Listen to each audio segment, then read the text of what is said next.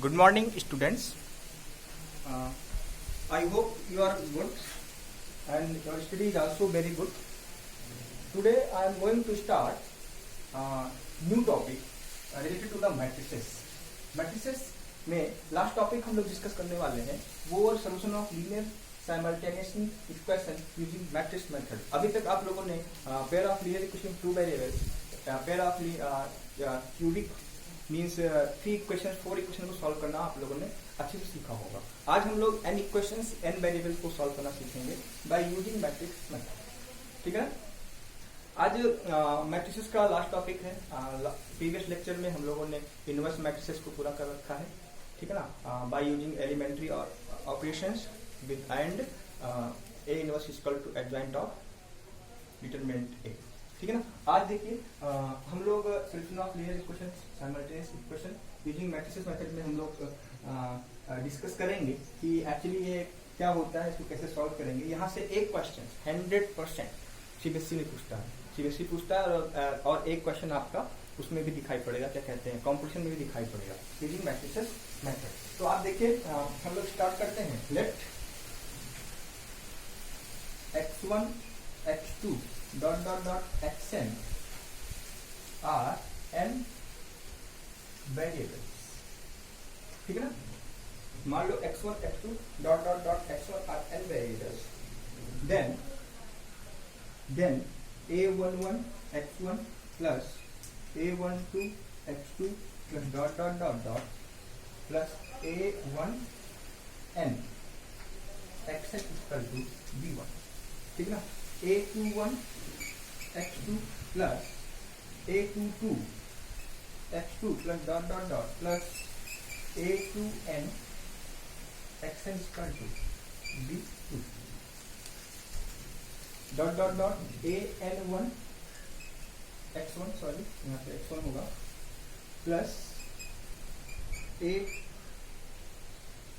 an2 x2. Mean देखो ये first row first column, second row first column, n row first column, ऐसे dot dot dot dot dot dot plus an xn equal to b. ठीक है.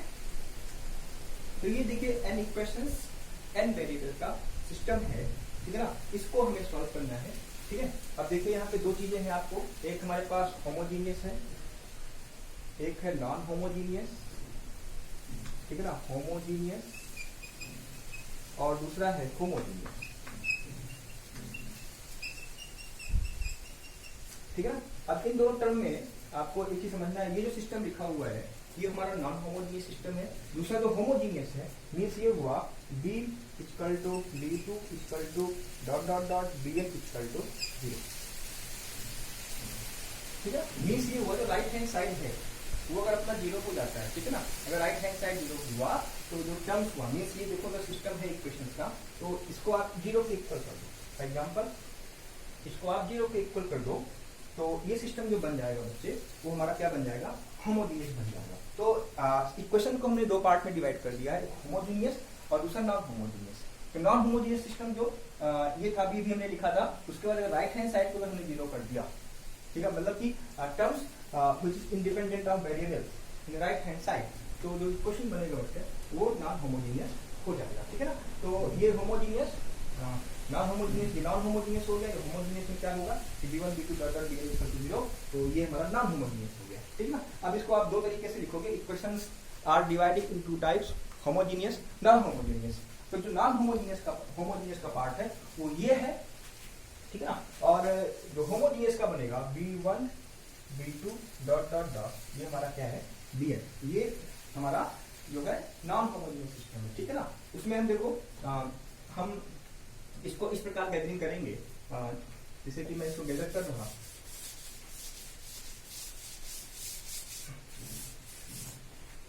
आपको बात समझ में आ रही होगी यहाँ तक. a equal to ax equal to b where a equal to क्या होगा बच्चे, matrix a11 a12 dot dot dot a1n a21 a22 dot dot a2 and an1 an2 dot dot dot ann n cross n की matrices हो गए।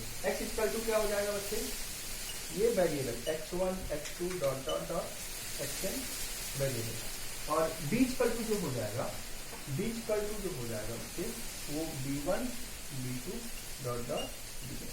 अगर आपको याद हो तो ये हमारा क्या हो गया, कॉलम मैट्रिसेस हो गया, ये भी हमारा कॉलम मैट्रिसेस हो गया और ये हमारा स्क्वायर मैट्रिसेस हो गया। तो मतलब ये हुआ कि किसी भी सिस्टम ऑफ इक्वेशंस को हम first of all ax equal to b के फॉर्म में लिखेंगे, ठीक है ना, where a is the coefficient of the variable, है ना, अरेंज इन मैट्रिसेस फॉर्म, ठीक है ना। तो इसको मैंने मैट्रिसेस फॉर्म में अरेंज किया, ठीक है ना। अब देखिए जो वेरिएबल है उसको मैंने कॉलम मैट्रिसेस में एडजस्ट किया, x equal to x1 x2 dot dot xn where we are going to find the value, ठीक है ना, b1 b2 bn dot dot bn are constant value, ठीक है ना, ये हमारे कांस्टेंट है। अगर ये कांस्टेंट जीरो हो गया तो सिस्टम बिकम्स होमोजेनियस, और अगर कोई भी एक एलिमेंट जीरो नहीं है, मान लीजिए सारे जीरो कोई एक जीरो नहीं, तो भी वो नॉन होमोजेनियस होगा, ठीक है। There are two types, homogeneous non homogeneous, आपको बात समझ में आ गई होगी। और इस सिस्टम को कैसे अरेंज करेंगे वो मैंने आपको यहाँ पे बता दिया, ठीक है ना, ax equal to b, okay. अब देखिए अगर यहां से फिर क्या निकालेंगे, determinant of a, determinant of a does not equal to 0, तो मेरा a क्या हो जाएगा बेटा, a will be non a will be non singular. तो जब नॉन सिंगुलर हो गया बेटा तो क्या हो गया, a इनवर्स एग्जिस्ट, और जब a इनवर्स एग्जिस्ट हुआ तो x इक्वल टू क्या हो जाएगा, a इनवर्स इनटू b, ठीक है ना। तो this is the result to solve SOLVE to solve the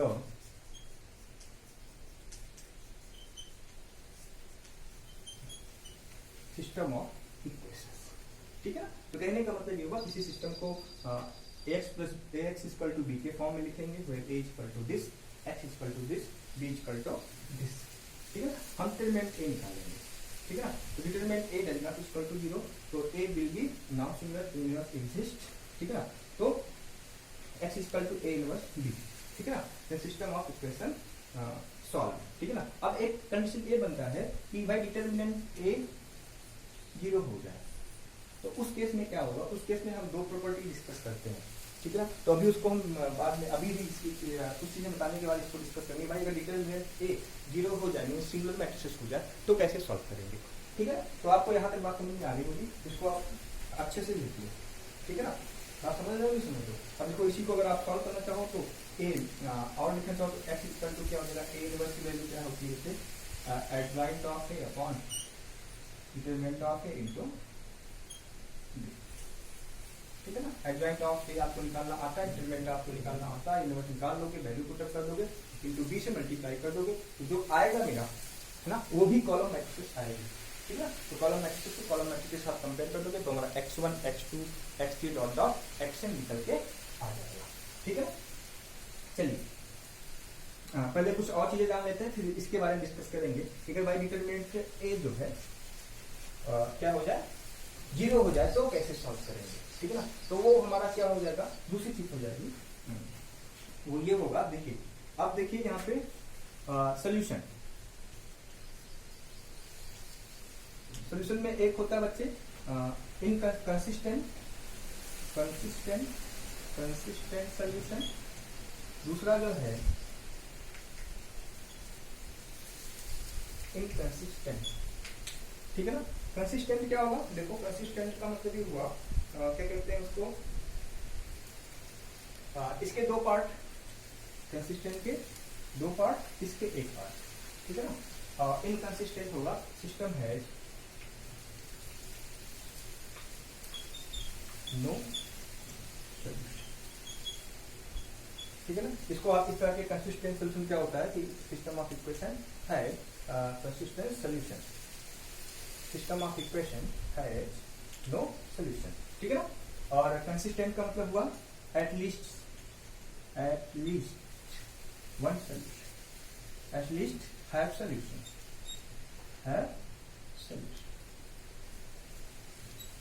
ठीक है ना। तो देखिए ये दो चीजें हो गई। अब इसमें सोल्यूशन कैसे निकालेंगे, देखिए अब एटलीस्ट वन सोल्यूशन का मतलब क्या होगा बच्चे, यूनिक सोल्यूशन हो जाएगा, यूनिक सोल्यूशन आएगा।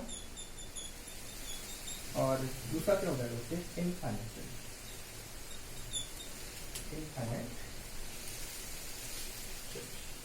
ठीक है ना। तो ये हमारा सिस्टम हो गया, सोल्यूशन हमारे इस प्रकार के होंगे। अब एक बार हमको बेटा होमोजीनियस सॉल्व करना सीखना होगा, एक बार नॉन होमोजीनियस सॉल्व करना सीखना होगा। क्योंकि अगर हमारा फंक्शन नॉन होमोजीनियस है थोड़ा सा लेंदी होगा, होमोजीनियस है तो उसके डिटरमिनेंट के ऊपर डिपेंड करता है। ठीक है ना, बहुत ही आसान है, उसको हम लोगों को डिस्कस करना है। ठीक है ना। तो ये बात आपको समझ में आ जाएगी, इसको आप लिख लो। दूसरा देखिए, अगर सिस्टम मेरा क्या है बच्चे, नॉन होमोजीनियस, केस 1 लिख दो, case 1 when system is, system means the equation of system, system is non homogeneous, non homogeneous, तो क्या होगा बच्चे, Ax इक्वल टू B। ठीक है। अब देखिए अगर डिटरमिनेंट केस 1 A, इसको केस 1 मान के चलो, तो उसमें A है, determinant of equal does not equal to 0। ठीक है, तो क्या होगा बच्चे, नॉन सिंगुलर, ठीक है, unique solution, non singular unique solution. First one याद है, नॉन सिंगुलर यूनिक सोल्यूशन। ठीक है ना, क्या हो जाएगा बच्चे, x equal to A inverse. ठीक है ना। केस नंबर 2, अगर भाई डिटरमिनेंट A 0 हो गया, डिटरमिनेंट A 0 हो गया, तो हम क्या निकालते हैं, देन वी फाइंड, देखना, देन इस प्रोसेस को याद रखना, then we find adjoint of A into B, adjoint of A into B, then we find adjoint of A into B. If adjoint of B is equal to 0 means, आगे देखो, if adjoint of A into B is equal to 0, null matrices आता है, दोनों को multiply करने से नल matrices आता है, then system has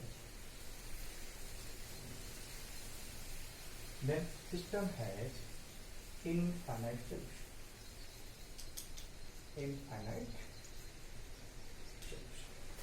case number 3C, ठीक है ना, अगर डिटरमिनेंट A 0 हुआ, ठीक है, तो अगर adjoint of A into B does not equal to 0 हुआ, the system has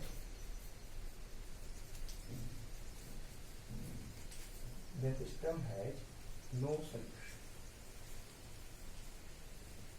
बात समझ में आ गई। तो जैसे अगर हमारा क्या कहते हैं कि डिटरमिनेंट 0 नहीं है, नॉन सिंगुलर है, तो कोई प्रॉब्लम नहीं है, नॉन सिंगुलर है तो यूनिवर्स एग्जिस्ट करेगा, बेचारी यूनिक। ठीक है ना। अगर डिटरमिनेंट A 0 हो गया तो मैट्रिसेस क्या हो गए बच्चे, सिंगुलर हो गया। सिंगुलर के केस में हम क्या निकालेंगे, adjoint of A into B। ठीक है ना। और अगर रिजल्ट मेरा 0 मींस नल मैट्रिसेस आता है, तो सिस्टम है इनफाइनाइट सोल्यूशन। तो और नो सोल्यूशन की बात हो रहा है, adjoint of A into B does not equal to 0, the system has infinite solution। ठीक है ना। तो ये दोनों क्या हो जाएंगे बच्चे, ये हो जाएंगे दोनों कंसिस्टेंट। ठीक है ना, सॉरी हैज इनफाइनाइट, ये हो जाएंगे कंसिस्टेंट सिस्टम। क्या हो जाएंगे बच्चे, कंसिस्टेंट सिस्टम। और ये जो पार्ट है नो सोल्यूशन का, ये हो जाएगा इनकंसिस्टेंट सिस्टम।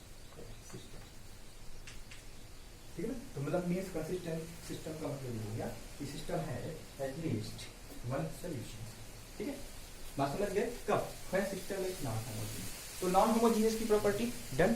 ठीक है ना, क्वेश्चन हम लोग कर लेंगे इससे, मीन्स हमें ये 3 चीजें ध्यान में रखनी है।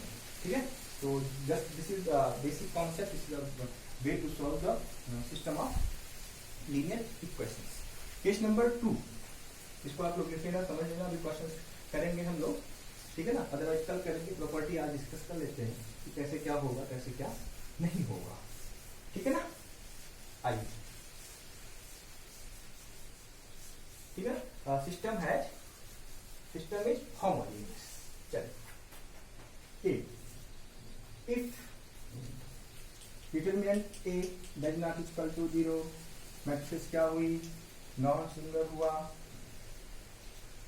ठीक है ना, has a solution, has a unique solution. और जब होमोजीनियस सिस्टम हो, ठीक है ना, जब सिस्टम मेरा होमोजीनियस हो और मैट्रिसेस हमारी नॉन सिंगुलर मैट्रिसेस हो, तो इसी को बेटा कहते हैं ट्रिवियल सोल्यूशन। क्या कहते हैं बेटा? Trivial solution, sorry non trivial, sorry क्या कहते हैं उसको? अगर determinant A does not equal to 0 mean system non singular has a unique solution, ठीक है ना। तो होमोजीनियस के केस में क्या होगा? होमोजीनियस केस में होगा कि system has only has solution, system has a trivial solution. Trivial solution का मतलब क्या हो जाएगा? आप देखो, ट्रिवियल सोल्यूशन, तो ट्रिवियल सोल्यूशन की जब भी कहीं बात करेगा तो सिस्टम मेरा क्या हो जाएगा? होमोजीनियस सिस्टम हो जाएगा। इसमें आपको ये देखना पड़ेगा कि डिटरमिनेंट ए जो है वो बेटा 0 नहीं है। ट्रिवियल सोल्यूशन का मतलब ये होगा, ठीक है। फिर हम उसको सॉल्व कर लेंगे, ठीक है ना, बात समझ गए। दूसरा देख लीजिए, इफ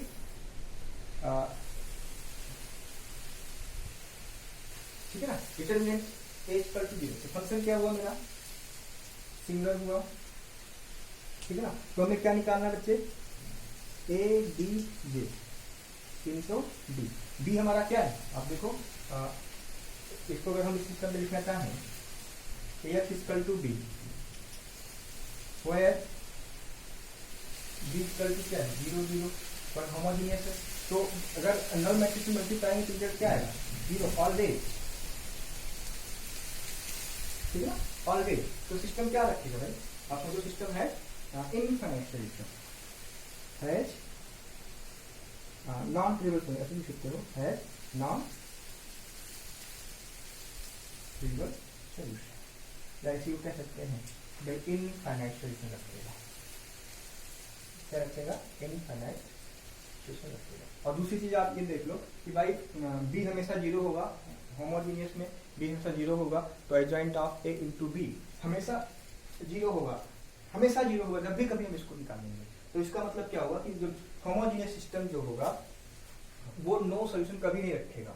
अगर आपको देखने को मिल रहा है कि अगर हमारे पास होमोजीनियस सिस्टम ऑफ इक्वेशन है, तो इसका मतलब ये हुआ है तो फिर ये ट्रिवियल सोल्यूशन रखेगा, मीन्स नॉन सिंगुलर होगा, या फिर नॉन ट्रिवियल होगा, मीन्स इनफाइनाइट सोल्यूशन रखेगा। कहीं ऐसा कोई कहता कि homogeneous system has no solution, means this statement is totally wrong, ठीक है ना। तो just keep in the mind कि whenever we are talking about homogeneous, then system has always solution.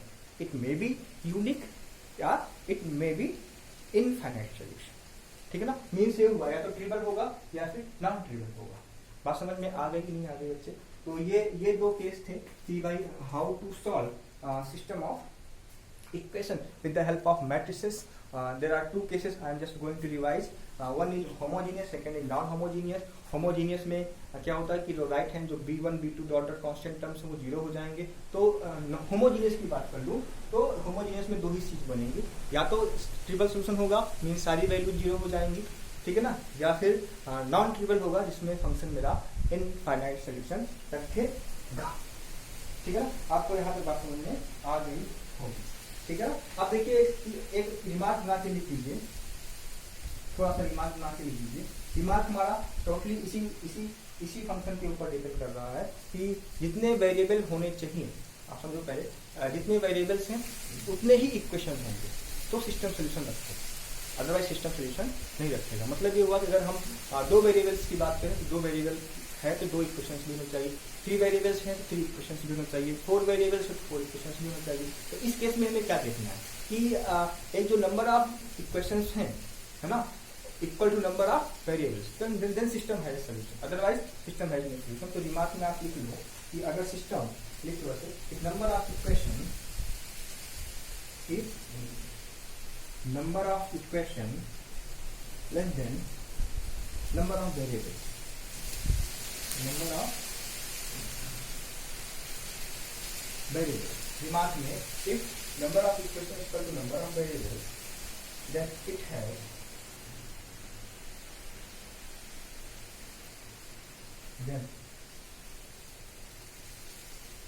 has also